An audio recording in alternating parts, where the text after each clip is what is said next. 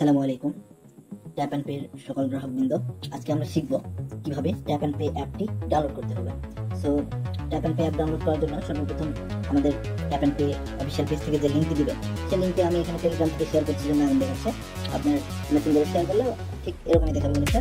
দেন আমরা লিঙ্কটিতে যেটা official page থেকে দেবে, ওই লিঙ্কটিতে আমরা প্রবেশ করবো। তো লিঙ্কটিতে প্রবেশ করলে আমাদের সাধারণত এরকম একটি ইন্টারফেস আসবে, দেখতে পাচ্ছি আমরা। তো এরকম ইন্টারফেস আসলে আমরা করবো কি, উপরে যে থ্রি ডট একটা অপশন থাকবে, অনেকের ডাইরেক্ট ব্রাউজারে ঢুকে নিয়ে যাবে, আবার অনেকের এই যে এরকম আমার মতো অপশন আসবে, সেখানে উপরে থ্রি ডটের একটা অপশন থাকবে, তিনটা ডট যে কাজ শুরু করতেছে তার নিচে যে তিনটা ডট, এই তিনটা ডটে আমরা ক্লিক করবো। এই তিনটা ডটে আমরা ক্লিক করার পর এখানে আমরা দেখতে পাবো অপশন আছে ওপেন ইন।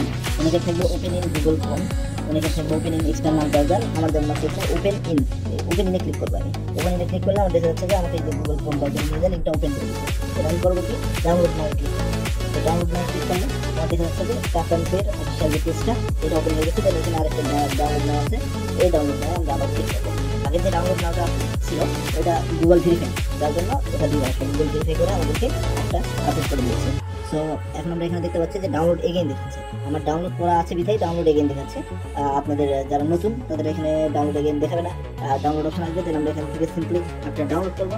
ডাউনলোড করার পর আমরা একটা ওপেন করে ইনস্টল করে দেবো। আমরা এখানে অলরেডি ইনস্টল আছে জন্য এখানে আপডেট দেখাচ্ছে, আপডেট দেখাবে না, ইনস্টল করতে বলবে। দেন আমরা ইনস্টল করে অ্যাপসের এজেন্টের দেওয়ার তথ্য মোতাবেক, কোম্পানির দেওয়ার তথ্য মোতাবেক কীভাবে অ্যাকাউন্ট করতে হবে সেটা আমরা করে নেবো আর কি। ধন্যবাদ।